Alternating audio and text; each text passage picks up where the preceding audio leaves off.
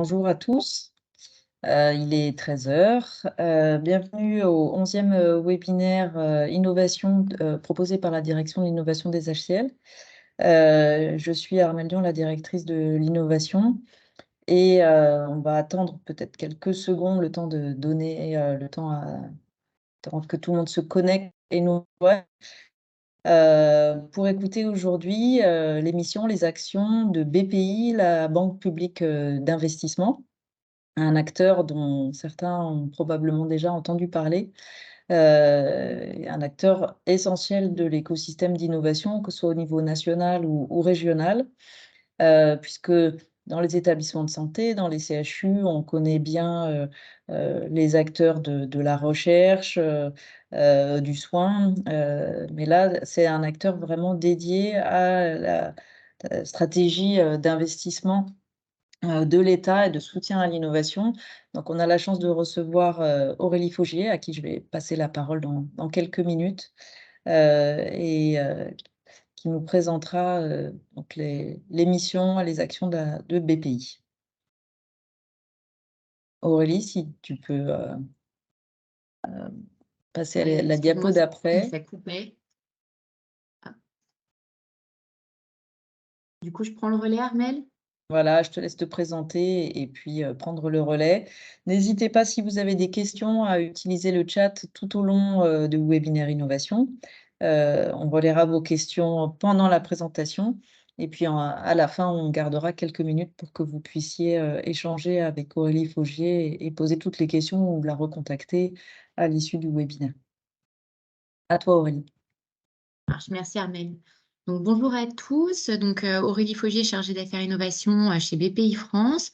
Je suis côté innovation et je m'occupe du secteur de la santé. Donc, je soutiens beaucoup les sociétés biotech, medtech et e-santé. Donc, je ne sais pas du tout si vous connaissez ou non BPI France. L'idée, c'est de vous représenter BPI France au sens large, nos différents métiers, plus spécifiquement, du coup, le métier de l'innovation qui va plus vous intéresser. Et enfin, encore plus pour vous adresser, le plan Deep Tech qui a été initié en 2019. Donc d'abord, qui sommes-nous? Déjà pour comprendre BPI France, donc Banque publique d'investissement, nos actionnaires sont l'État et la Caisse des dépôts. Donc ça, c'était juste pour resituer quand même qui est BPI France et ses actionnaires. Donc, on est divisé en régions. Donc, la direction régionale Auvergne-Rhône-Alpes comporte une équipe de plus de 190 personnes et on est sur 7 implantations. Donc, moi, je suis chargée d'affaires innovation à Lyon, donc je vais m'occuper que du 69. Après, chaque implantation va s'occuper de son secteur, donc Annecy, Grenoble, Valence, Saint-Étienne, Clermont-Ferrand et Bourg-en-Bresse, bien sûr. Donc, BPI France, quels sont nos métiers? On a une offre complète d'intervention au sein de chaque direction régionale. Donc, on a 7 métiers. Le premier, donc l'innovation, celui que je représente, qui permet de soutenir et financer des programmes de recherche et de développement pour mettre sur le marché, du coup, des innovations. On a également le métier de la garantie. Donc là, on vient garantir les financements bancaires des sociétés ou des interventions en fonds propres. Le troisième métier, du coup, c'est les fonds propres, c'est-à-dire qu'on n'est plus sur du financement, mais sur de l'investissement et on va prendre des participations toujours minoritaires dans les sociétés et toujours en co-investissement avec des fonds partenaires ou spécialisés. Nous avons ensuite le métier du financement qui peut intervenir soit sur du court terme avec la mobilisation du poste client par exemple, ou sur du moyen long terme avec le financement de projets, d'investissements, etc. Également toujours avec les partenaires bancaires. On ne fait que du cofinancement, on ne part jamais seul. Ensuite, on a le métier de l'accompagnement. Donc ça, c'est un métier qui a été créé récemment. Il permet justement de venir, on va dire, coacher les entrepreneurs pour en faire des leaders, pour améliorer le chiffre d'affaires, etc. Avec des sessions notamment, des programmes d'accélérateurs qui sont thématisés. Donc il y en a dans la santé, il y en a dans l'automobile, etc. On a également le métier de l'export. Donc là, on vient en financement et en assurance des projets à l'export ou tout ce qui va être du coup à l'international. Et là, on est en partenariat avec Business France. Et enfin, on a le métier de la création, donc, qui s'appelle BPI France Création. Et lui, il permet justement de faciliter l'entrepreneuriat pour tous et donc d'avoir des financements pour la création. Donc, en gros, BPI France, on est un acteur majeur qui va pouvoir intervenir auprès des entreprises, quelle que soit leur taille. Donc, principalement, on va intervenir surtout côté innovation sur les TPE, donc les très petites entreprises, les PME, les ETI et les grands groupes si on a une dimension stratégique pour l'économie nationale. Donc, on va passer sur le sujet de l'innovation qui va un peu plus vous intéresser. Comment on peut en fait vous aider, vous, en tant que chercheur. Alors, je ne sais pas quels sont les profils OHL, est-ce qu'on est que sur la partie recherche ou non. En tout cas, BPI France va intervenir et soutenir les projets innovants en apportant donc des solutions sous forme de subventions, d'avances récupérables, donc ça, ce sont nos aides à l'innovation, ou bien de prêts, ou bien de prise de participation, comme on l'a dit, en investissement en fonds propres, ou bien en garantie de prêts bancaires. Donc vraiment, on va pouvoir intervenir sur des sociétés innovantes, de la création, que ce soit sur des phases de faisabilité de projet, de renforcement de projets de R&D un peu plus structurants, un peu plus importants en termes de chiffres, de développement avec des projets donc soit en individuel, soit en partenariat, soit à l'international, puisqu'on a dit qu'également on pouvait intervenir sur l'expansion. Après, bien évidemment, sur le financement et sur la mise en relation avec des partenaires et des clients, puisqu'on est très présent dans l'écosystème et notamment de la santé, puisque c'est ce qui vous intéresse aujourd'hui. Donc là, on va faire un focus un peu plus important sur le financement et l'accompagnement des startups deep tech. Donc du coup, le plan Deep Tech, il a été lancé par l'État en 2019 pour soutenir la création de nouvelles startups Deep Tech. Donc, qu'est-ce qu'une startup Deep Tech? On a 3 critères qui doivent être remplis pour être qualifié de Deep Tech. On doit être dans un premier temps en lien étroit avec le monde de la recherche, que ce soit public ou privé. Donc, il doit y avoir un transfert de technologie à partir des travaux qui ont été menés dans un laboratoire de recherche académique vers la création d'une start-up. C'est vraiment l'idée, c'est vraiment d'avoir ce transfert technologique. Donc, on doit être également basé sur une rupture technologique, bien évidemment protégée par de la propriété intellectuelle. On doit avoir des barrières technologiques fortes à l'entrée. Et enfin, on doit être porteur d'une innovation à forte valeur ajoutée par rapport à ce qui existe, par rapport à vos concurrents, par rapport au marché. Donc, ce plan Deep Tech, il a été donc initié en 2019. Il y a eu 3 milliards d'euros qui ont été mobilisés. Et l'objectif, évidemment, c'est d'accroître l'émergence de startups Deep Tech, sachant que l'objectif à terme, c'est à l'horizon 2025, c'est d'avoir 500 startups Deep Tech créées par an. Mais à partir de 2025. On est déjà en 2023, il y a eu 4 ans. Je vous ferai un petit retour sur la slide d'après. Donc, ce plan Deep Tech, il a été également mis en place pour assurer justement la croissance des startups Deep Tech. L'objectif, c'est vraiment de faire émerger à partir de la recherche académique dès la création de startups, mais de les faire croître jusqu'à l'industrialisation de leurs produits. Et enfin, ce plan Deep Tech, il a été aussi largement mobilisé pour développer et renforcer l'écosystème, puisque nous ne sommes pas les seuls à soutenir l'innovation, bien évidemment. Donc, en 4 ans, finalement, le nombre de startups deep tech créées, il a doublé, toujours avec cet objectif d'avoir les 500 startups par an à horizon 2025.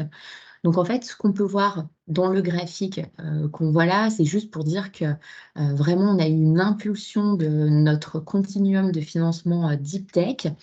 On le voit bien hein, depuis 2019. Donc, ça, c'est le montant de nos aides qui a énormément augmenté.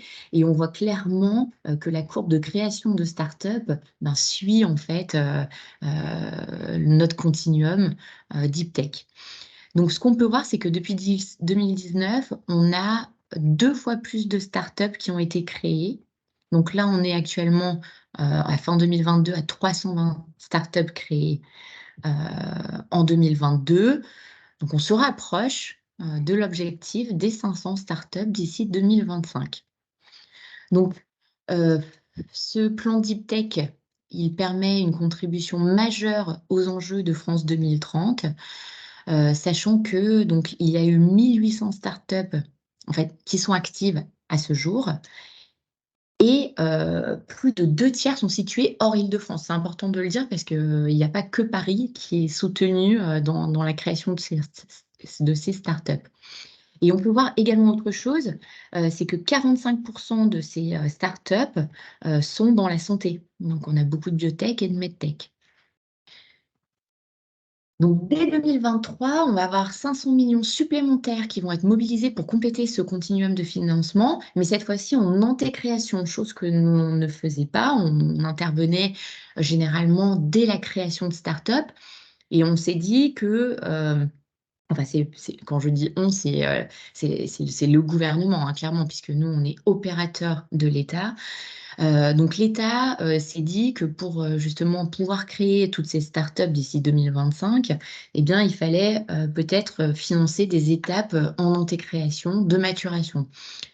Donc, du coup, on a vraiment cette envie du gouvernement de rajouter 500 millions supplémentaires, justement, dans le déploiement, par exemple, des pôles universitaires d'innovation. Donc ça, je vous en parlerai un petit peu plus tard.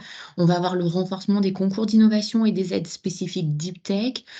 On a le nouveau produit BFT Lab qui peut vous intéresser, et j'en parle dans les slides d'après et également le déploiement d'appels à projets en maths, pré-maths.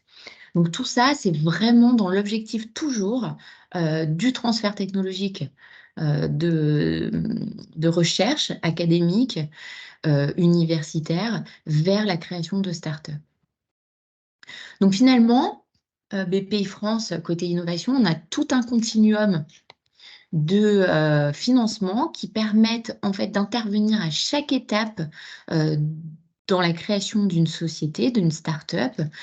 Et donc, on a ces nouveaux outils de financement en prématuration et maturation qui vont nous permettre justement, du coup, de financer ces étapes qui sont clés pour pouvoir faire émerger et créer ces startups deep tech, finalement, qui sont l'objectif premier de France 2030, notamment.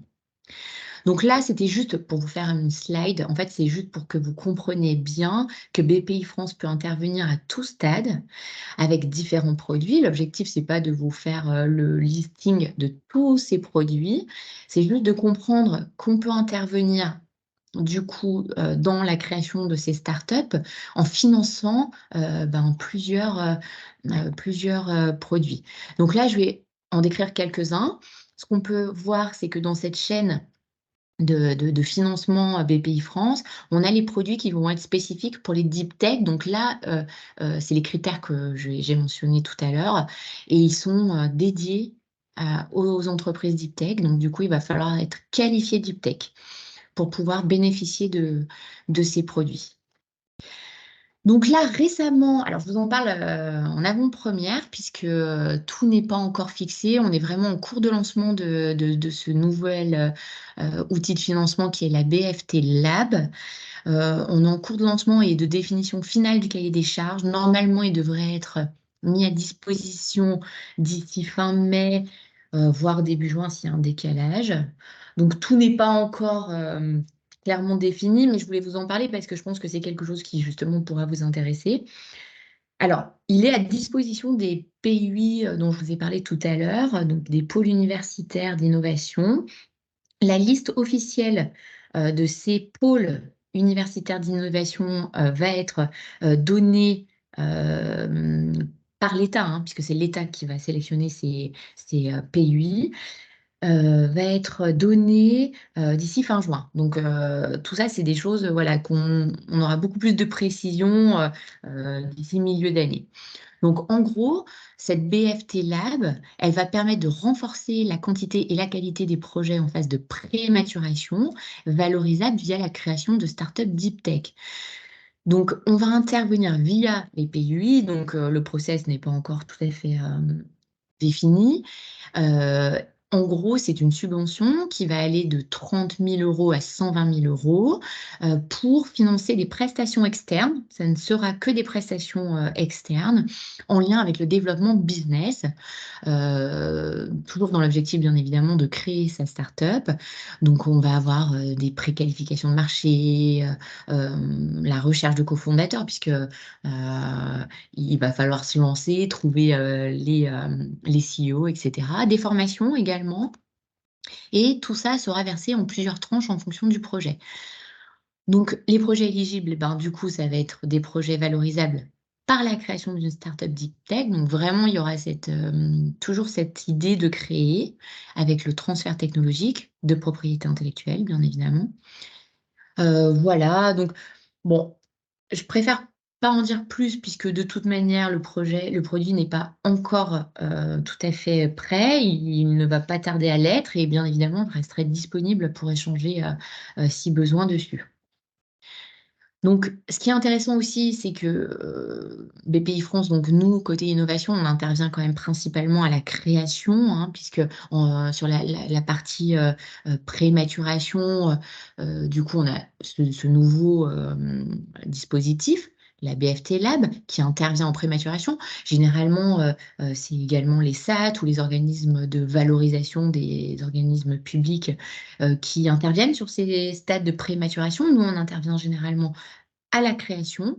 On a toujours ces outils deep tech qui sont intéressants. Je voulais juste vous parler de la BFTE, donc la Bourse French Tech Émergence, qui est une subvention de 90 000 euros et qui permet à la création de la société, puisque la société doit avoir moins d'un an pour en bénéficier, elle permet de financer et ben, du coup toute cette partie création, donc études de marché, mais un peu technique quand même, différent de la partie justement BFT Lab,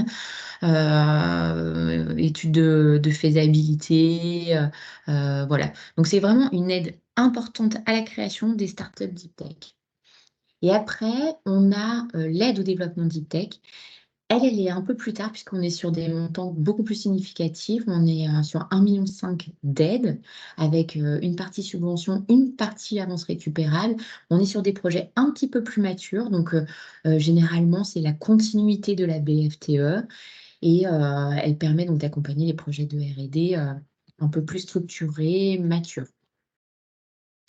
On a également les concours d'innovation. Donc là, il y a un concours qui peut vous intéresser, c'est le IPHD, donc qui correspond en fait quand on est chercheur et qui a justement peut-être le souhait de se lancer dans l'entrepreneuriat.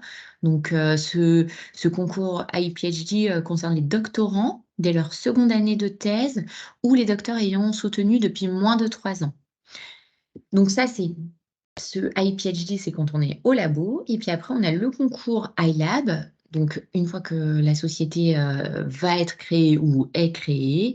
Et donc là, on a un porteur de projet. On a un projet qui est beaucoup plus structuré, plus mature. La société est souvent créée.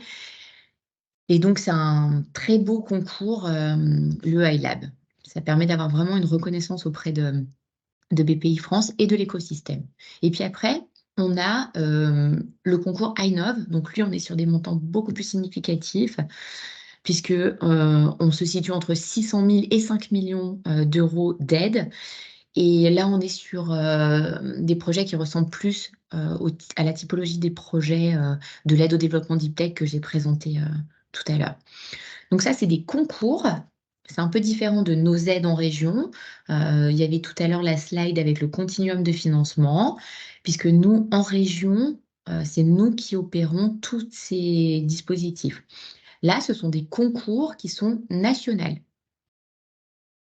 Et enfin, on a tous les dispositifs de diagnostic, accompagnement, innovation. Donc, qu'est-ce qu'un diagnostic? En fait, ça va être une prise en charge à 50% par BPI France d'une prestation externe, donc d'un conseil, etc., sur différentes typologies de dépenses en fonction du stade du coup de la société. Donc, soit on est en faisabilité, soit on est en développement, soit on est en industrialisation, puisque n'oublions pas que l'objectif de ce plan Deep Tech, c'est de mener la société jusqu'à l'industrialisation et la commercialisation de son produit innovant.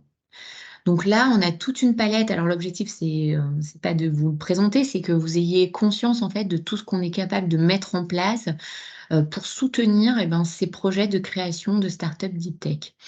Donc, on a des diags qui vont être très en amont, par exemple, du coup, le diag Deep Tech, le diag Axe d'innovation, le diag Data IA, pour tout justement l'aspect e-santé.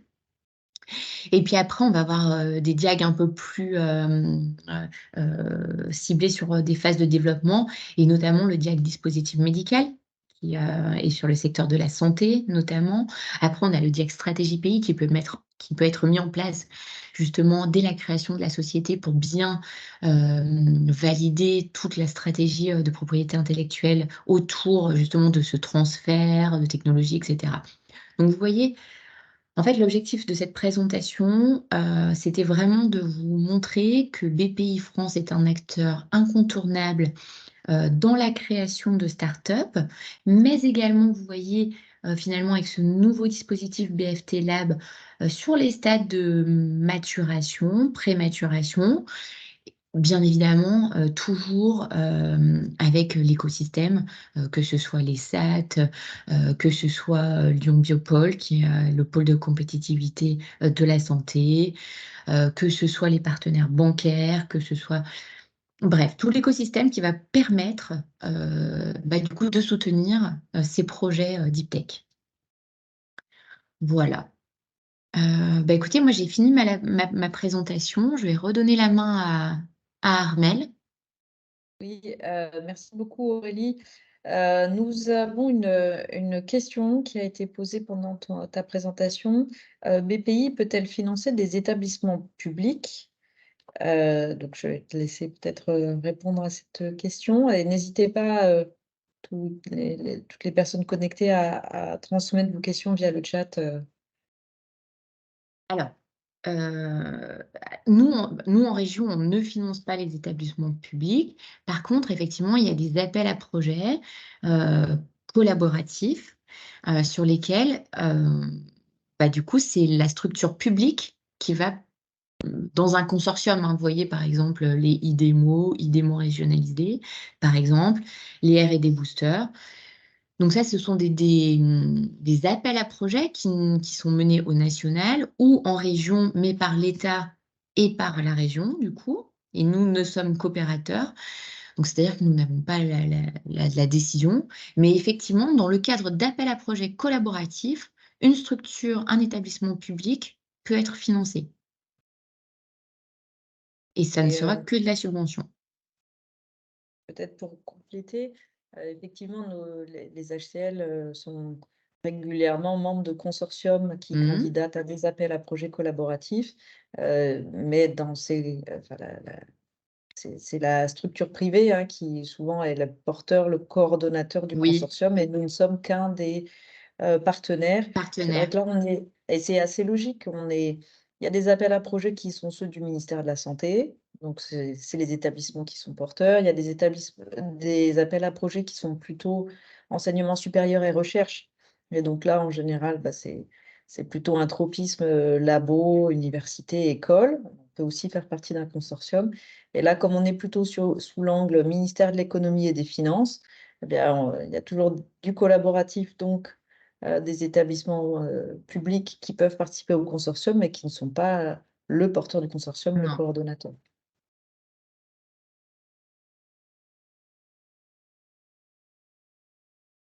Euh, Moi, j'ai peut-être une question aussi un peu concrète sur les moyens de solliciter BPI au-delà de la présentation très claire et pour laquelle je te remercie. Euh, Est-ce que, il faut passer par le site internet? Est-ce qu'on peut te solliciter en direct pour avoir des compléments d'information?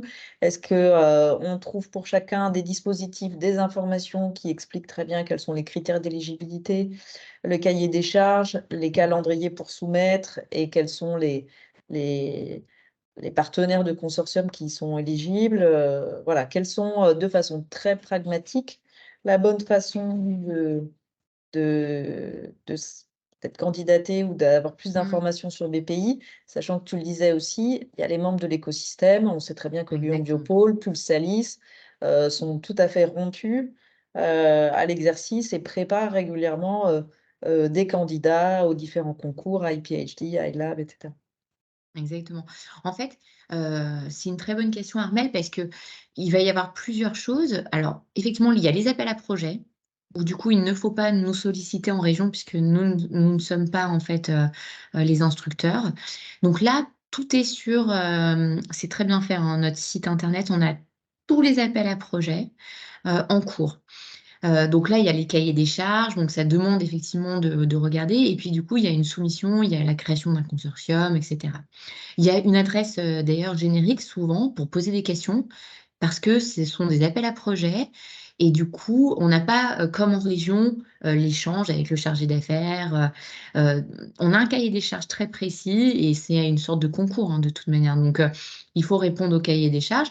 Il y a toujours une adresse générique pour poser des questions en amont, pour être sûr justement que ce soit au niveau du consortium. Effectivement, puisqu'il y a quand même, il y a quand même des choses à respecter.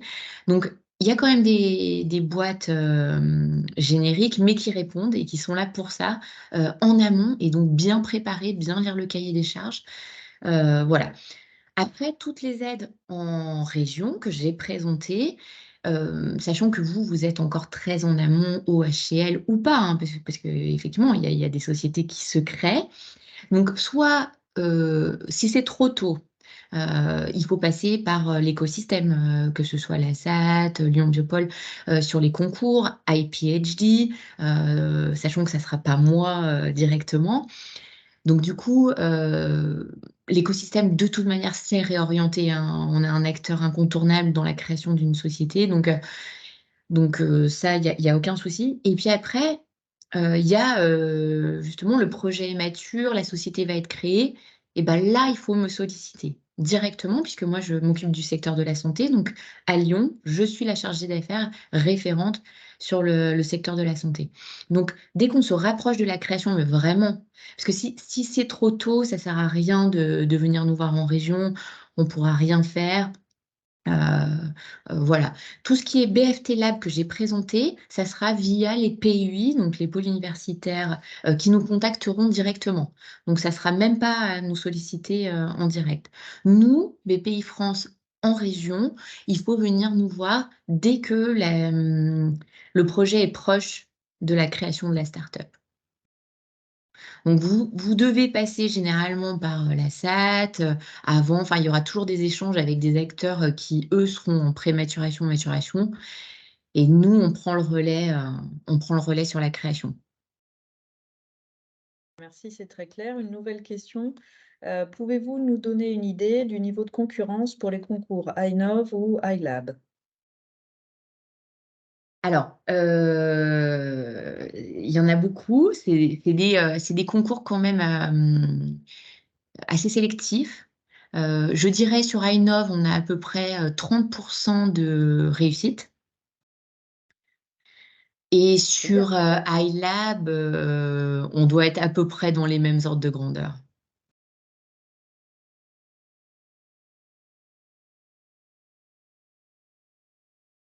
Euh, y a-t-il d'autres questions?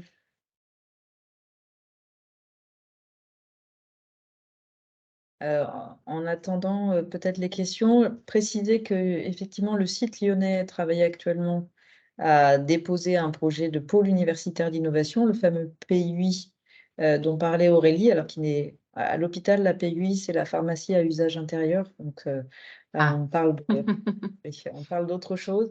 Donc les pôles universitaires d'innovation, le site lyonnais, donc les universités, les écoles, les organismes de recherche, INSERM, CNRS, la SAD plus Salis, sont en train de travailler sur le dépôt du projet qui doit intervenir le 24 mai pour, comme l'a dit Aurélie Faugier, un choix des différents PUI qui interviendra avant l'été. Voilà, et donc si jamais ce dispositif était validé pour le site lyonnais, ce qu'on espère tous, effectivement, ça deviendra le lieu de sélection des projets pour les soumettre à divers guichets et ainsi obtenir des financements complémentaires qui permettent de passer d'une étape à une autre du processus de création, de transfert des lieux de savoir public vers des acteurs privés qui font la recherche, le développement, la commercialisation. voilà, donc ça, on saura. C'est pour ça que je l'ai bien précisé dans ma slide que c'était en cours, mais je pensais que c'était quand même intéressant de le mentionner puisque je pense que vous êtes quand même concernés par ça. Après, Armel, je ne sais pas, en termes de interlocuteurs, on est plutôt sur des chercheurs justement. Alors, c'est toujours une surprise à chaque webinaire innovation. On ne sait pas qui va se connecter. On a la chance d'avoir un peu plus de 40 personnes connectées et en général, on a des personnes effectivement du monde de la recherche, que ce soit eux-mêmes des chercheurs ou des personnes des structures d'appui à la recherche. On a aussi des soignants, qui soient médecins ou non médecins, qui sont non chercheurs, non universitaires, mais on peut avoir envie de porter un projet innovant sans Exactement. être universitaire, sans être chercheur. On peut tout à fait aussi avoir des personnes du monde de l'ingénierie, puisque l'hôpital, ce sont aussi les métiers administratifs, techniques, logistiques, qui génèrent aussi des innovations qui peuvent être en lien avec l'activité de soins, mais aussi en lien avec d'autres types d'activités nécessaires dans un hôpital. Donc notre public est assez large et c'est la raison pour laquelle on essaye de faire ces webinaires, parce que les personnes qui sont liées à la recherche connaissent relativement bien, et encore, en général, connaissent bien tout ce qui est lié au ministère de la Santé, au ministère de l'Enseignement supérieur et de la Recherche, moins tout ce qui est lié à l'économie et les finances et le partenariat avec le privé. Et les personnes qui ne sont pas universitaires et pas en lien avec la recherche peuvent être encore plus éloignées, mais pour autant avoir d'excellentes idées qu'on pourrait Complètement. protéger et qu'on pourrait transformer en start-up. Et donc, notre objectif, c'est que tous les acteurs de l'écosystème, que ce soit la SAD Pulsalis, le pôle de compétitivité, BPI ou autres, puissent aussi aider les acteurs qui ne sont pas universitaires, ne sont pas des chercheurs. Complètement, et Armel, tu as raison. Donc, j'ai beaucoup axé la présentation sur les startups dites tech parce que c'est vraiment un enjeu important. Malgré tout, on intervient sur tout type d'innovation. Là, j'ai parlé d'innovation technique à forte rupture technologique. Malgré tout, BPI France, on intervient sur tout type d'innovation. L'innovation, ça peut être sociale, l'innovation de services, effectivement, qui peut concerner l'hôpital. Euh, donc, il y a tout type d'innovation. Là, j'ai présenté la Deep Tech parce que c'est important et c'est l'un des plans stratégiques avec des aides spécifiques. Mais notre continuum, il s'applique quand même de financement sur tout type d'innovation, un peu moins technologique. Ça peut être vraiment, voilà. Et après, pareil sur la typologie, là, parce que finalement, n'importe quel poste, vous pouvez avoir cette envie d'entrepreneuriat avec une idée, une création, un dispositif médical, ceux qui sont dans la pratique. euh, Finalement, tout peut sortir. Donc là, c'est vrai que peu importe l'innovation, là j'ai vraiment présenté voilà, celle avec la forte rupture technologique parce que quand même on est dans la santé et qu'on en a beaucoup, mais on soutient également tout type d'innovation et tout type de création de société. On n'est pas obligé d'être une start-up deep tech pour être soutenu par BPI France. Merci, c'est effectivement un message très important puisque pour nous, on soutient vraiment l'innovation sous toutes ses formes et avec tout type de porteurs et qui s'applique à tous les métiers de l'hôpital, euh, même si et on a la chance d'être très accompagné en ce moment par les différents dispositifs nationaux et régionaux. Complètement. Je relais la proposition de Florence Adair, qui est notre vice-présidente recherche aux HCL et qui propose que vous puissiez, enfin, que tu puisses intervenir à la commission recherche de la commission médicale d'établissement des HCL. Alors, je m'explique. La commission médicale d'établissement, c'est l'entité qui rassemble, enfin, qui représente la communauté médicale, donc avec des médecins élus de tout type de discipline et tout type de statut médical. C'est un droit important et issu de cette CME, commission médicale d'établissement, on a plusieurs types de commissions et une commission est dédiée à la recherche et à l'innovation que préside Florence Adair. Donc, euh, si tu es disponible, je vous mettrai en relation en dehors Oui, du webinaire, de telle façon que vous puissiez peut-être échanger sur les objectifs, le format et les dates des prochaines commissions recherche de la CME. Je pense qu'effectivement, ça peut être très intéressant ça pour ceux marche, qui y avec siègent. plaisir. Alors, je précise par ailleurs que comme tous nos autres webinaires innovation, celui-ci, les diapos, les questions, est enregistré et est disponible, sera disponible dès qu'on aura fait le montage sur la chaîne YouTube des HCL, donc disponible en replay. Ce qui permettra éventuellement aux personnes n'ayant pas pu le voir, ou bien ceux qui l'ont vu et qui aimeraient le partager avec des collègues, d'envoyer très simplement le lien et de pouvoir le consulter à un moment compatible avec les obligations de chacun.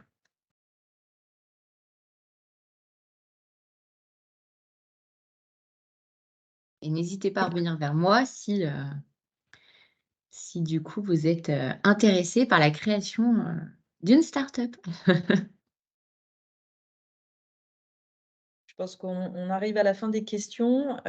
Aurélie, si tu veux bien peut-être remettre la dernière diapo pour que je puisse annoncer Oui, le bien sûr. prochain webinaire innovation et que chacun voit la date s'afficher. Alors, je l'avais Puisqu'en fait, supprimé. le week-end du 9 au 11 novembre de mémoire se tiendra au Vinatier le prochain hackathon lyonnais. Certains d'entre vous connaissent peut-être déjà la démarche de hackathon qui s'est tenue l'année dernière à Lyon Sud et qui se tiendra cette année au Vinatier. Et donc, Gérald Contet de iCare Lab, qui est l'organisme qui organise le hackathon lyonnais, euh, interviendra le 26 mai de 13 h à 14 h lors du prochain webinaire innovation pour vous expliquer ce qu'est un hackathon, comment ça fonctionne, quels sont les projets qui en sont sortis les éditions précédentes, comment s'y préparer, comment faire partie d'une équipe ou proposer un sujet. Et donc, nous vous invitons à participer nombreux au prochain webinaire innovation du 26 mai, donc vendredi 26 de 13 h à 14 h, pour en savoir plus sur la préparation du prochain hackathon lyonnais. Mais c'est la fin de notre 11e webinaire innovation. Merci beaucoup Aurélie Faugilet de BPI. Merci à tous ceux qui ont participé. Je vous souhaite Merci. une très bonne fin de journée, un très bon long week-end pour ceux qui peuvent le prendre, et puis à bientôt. Bonne journée, merci, au revoir.